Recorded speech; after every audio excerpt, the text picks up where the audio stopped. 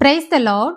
இன்றைக்கு daily dose of divine சேனல்ல கொலோசேயர் 2ஆம் அதிகாரம் மற்றும் நீதிமொழிகள் 19ஆம் அதிகாரமும் வாசிக்க கேட்போம்.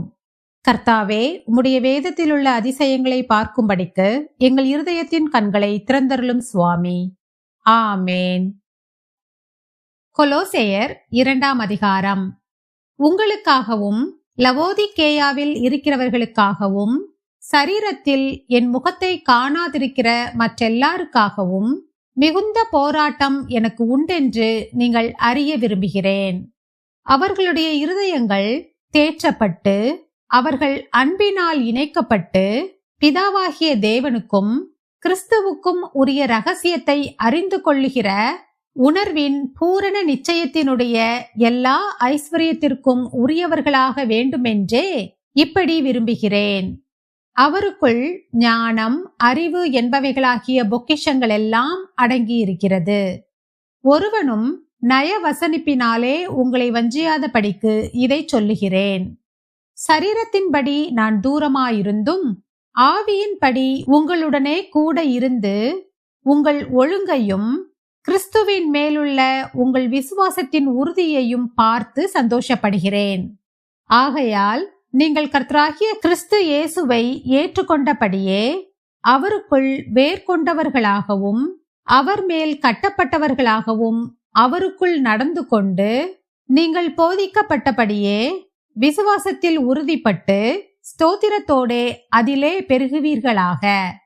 லௌகீக ஞானத்தினாலும் மாயமான தந்திரத்தினாலும் ஒருவனும் உங்களை கொள்ளை கொண்டு போகாதபடிக்கு எச்சரிக்கையாயிருங்கள்.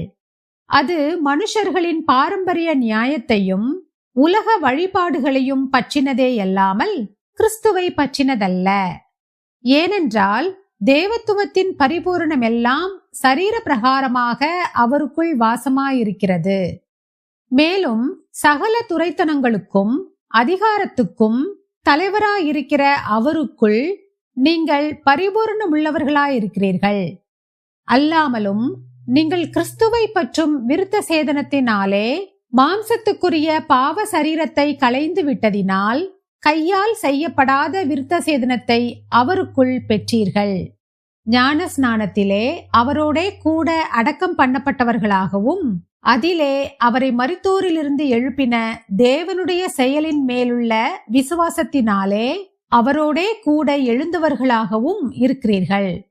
உங்கள் பாவங்களினாலேயும் உங்கள் மாம்ச விருத்த சேதனம் இல்லாமையினாலேயும் மரித்தவர்களாயிருந்த உங்களையும் அவரோடே கூட உயிர்ப்பித்து அக்கிரமங்கள் எல்லாவற்றையும் உங்களுக்கு மன்னித்து நமக்கு எதிரிடையாகவும் கட்டளைகளால் நமக்கு விரோதமாகவும் இருந்த கையெழுத்தை குலைத்து அதை நடுவில் இராதபடிக்கு எடுத்து சிலுவையின் மேல் ஆணியடித்து துரைத்தனங்களையும் அதிகாரங்களையும் உரிந்து கொண்டு வெளியரங்கமான கோலமாக்கி அவைகளின் மேல் சிலுவையிலே வெற்றி சிறந்தார். ஆகையால் போஜனத்தையும் பானத்தையும் குறித்தாவது பண்டிகை நாளையும் மாத பிறப்பையும் ஓய்வு நாட்களையும் குறித்தாவது ஒருவனும் உங்களை குற்றப்படுத்தாதிருப்பானாக.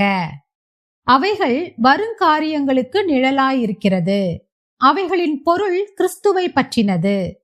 கணுக்களாலும் கட்டுகளாலும் உதவி பெற்று இணைக்கப்பட்டு தேவ வளர்ச்சியாய் வளர்ந்தேறுகிற சரீரம் முழுவதையும் ஆதரிக்கிற தலையை பற்றி கொள்ளாமல் மாயமான தாழ்மையிலும் தேவதூதர்களுக்கு செய்யும் ஆராதனையிலும் விருப்பமுற்று காணாதவைகளிலே துணிவாய் நுழைந்து தன் மாம்ச சிந்தையினாலே வீணாய் இருமாப்பு கொண்டிருக்கிற எவனும் உங்கள் பந்தய பொருளை நீங்கள் இழந்து போகும்படி உங்களை வஞ்சியாதிருக்க பாருங்கள். நீங்கள் கிறிஸ்துவுடனே கூட உலகத்தின் வழிபாடுகளுக்கு மரித்ததுண்டானால் இன்னும் உலக வழக்கத்தின்படி பிழைக்கிறவர்கள் போல மனுஷருடைய கற்பனைகளின்படியும் போதனைகளின்படியும் நடந்து தொடாதே, ருசி பாராதே, தீண்டாதே என்கிற கட்டளைகளுக்கு உட்படுகிறதென்ன?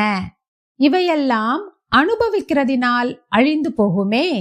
இப்படிப்பட்ட போதனைகள் சுய இஷ்டமான ஆராதனையையும் மாயமான தாழ்மையையும் சரீர ஒடுக்கத்தையும் பற்றி ஞானம் என்கிற பேர் கொண்டிருந்தாலும் இவைகள் மாம்சத்தை பேணுகிறதற்கே ஒழிய மற்றொன்றிற்கும் பிரயோஜனப்படாது.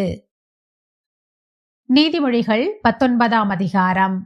மாறுபாடான உதடுகளுள்ள மூடனை பார்க்கிலும் உத்தமனாய் நடக்கிற தரித்திரனே வாசி. ஆத்துமா அறிவில்லாமல் இருப்பது நல்லதல்ல. கால் துரிதமானவன் தப்பி நடக்கிறான். மனுஷனுடைய மதியீனம் அவன் வழியை தாறுமாறாக்கும். என்றாலும் அவன் மனம் கர்த்தருக்கு விரோதமாய் தாங்கலடையும். செல்வம் அநேக சிநேகிதரை சேர்க்கும். தரித்திரனோ தன் சிநேகிதனாலும் நெகிழப்படுவான். பொய்சாட்சிக்காரன் ஆக்கினைக்கு தப்பான். பொய்களை பேசுகிறவனும் தப்புவதில்லை. பிரபுவின் தயையை அநேகர் வருந்தி கேட்பார்கள். கொடை கொடுக்கிறவனுக்கு எவனும் சிநேகிதன். தரித்திரனை அவனுடைய சகோதரர் எல்லாரும் பகைக்கிறார்களே. எத்தனை அதிகமாய் அவன் சிநேகிதர் அவனுக்கு தூரமாவார்கள். அவர்களுடைய வார்த்தைகளை அவன் நாடுகிறான். அவைகளோ வெறும் வார்த்தைகளே.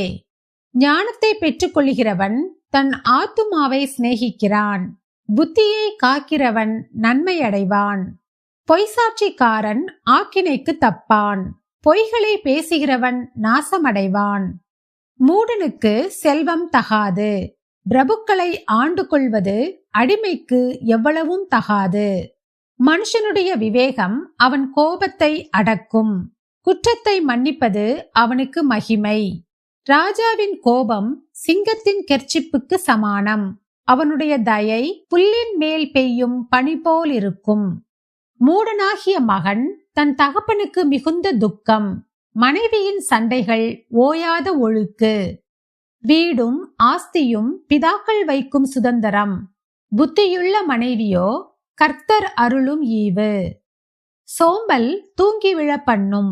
அசதியானவன் பட்டினியாயிருப்பான். கட்டளையை காத்து கொள்ளுகிறவன் தன் ஆத்துமாவை காக்கிறான். தன் வழிகளை அவமதிக்கிறவன் சாவான்.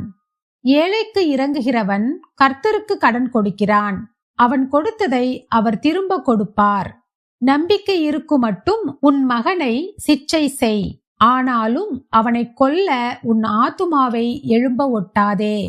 கடுங்கோபி ஆக்கினைக்குள்ளாவான்.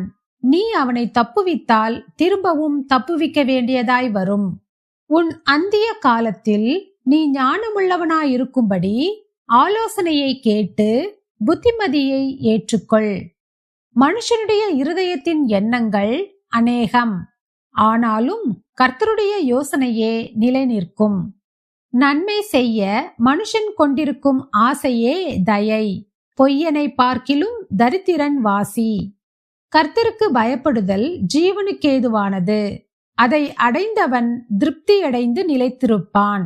தீமை அவனை அணுகாது. சோம்பேறி தன் கையை கலத்திலே வைத்து அதை திரும்ப தன் வாயண்டைக்கு எடுக்காமல் இருக்கிறான். பரியாசக்காரனை அடி. அப்பொழுது பேதை எச்சரிக்கப்படுவான். புத்திமானை கடிந்துகொள். அவன் அறிவுள்ளவனாவான். தன் தகப்பனை கொள்ளையடித்து தன் தாயை துரத்தி விடுகிறவன் லட்சையையும் அவமானத்தையும் உண்டாக்குகிற மகன். என் மகனே, அறிவை தரும் வார்த்தைகளை விட்டு விலகச் செய்யும் போதகங்களை நீ கேளாதே. பேலியாளின் சாட்சிக்காரன் நியாயத்தை நிந்திக்கிறான். துன்மார்க்கருடைய வாய் அக்கிரமத்தை விழுங்கும். பரியாசக்காரருக்கு தண்டனைகளும் மூடருடைய முதுகுக்கு அடிகளும் ஆயத்தமாயிருக்கிறது. நாம் ஜெபிப்போம். அன்புள்ள இயேசு சுவாமி, இந்த அருமையான காலை வேளையை தந்ததற்காக உமக்கு நன்றி ஏசப்பா. எங்களுடைய ஆயுசு நாட்களில் ஒரு நாளை கூட்டிச் சேர்த்த தயவுக்காக உமக்கு நன்றி ஏசப்பா. கர்த்தருக்கு பயப்படுதல் ஜீவனுக்கு ஏதுவானது. அதை அடைந்தவன் திருப்தியடைந்து நிலைத்திருப்பான். தீமை அவனை அணுகாது என்று சொல்லியிருக்கிறது போல நாங்களும் தெய்வ பக்தியோடு நடந்து கொள்ள எங்களுக்கு கற்றுத்தாரும் அப்பா. எந்தவித தீமையும் எங்களை அணுகாமல் உம்முடைய செட்டைகளின் மறைவில் வைத்து நீர்தாமே எங்களை பாதுகாத்துக் கொள்ள வேண்டுமாறு ஜெபிக்கிறேன். இந்த நாளையும் உம்முடைய கருத்திலே ஒப்பு கொடுத்து விடுகிறேன். இயேசு கிறிஸ்து மூலமாக ஜெபம் கேளும் எங்கள் ஜீவனுள்ள நல்ல பிதாவே, ஆமேன். என் ஆத்துமாவே கர்த்தரை ஸ்தோத்திரி. என் முழு உள்ளமே அவருடைய பரிசுத்த நாமத்தை ஸ்தோத்திரி. என் ஆத்துமாவே கர்த்தரை ஸ்தோத்திரி. கர்த்தர் செய்த சகல உபகாரங்களையும் மறவாதே. ஆமேன், ஆமேன். நாம் அடுத்த நாள் வேத வாசிப்பில் சந்திப்போம். God bless you.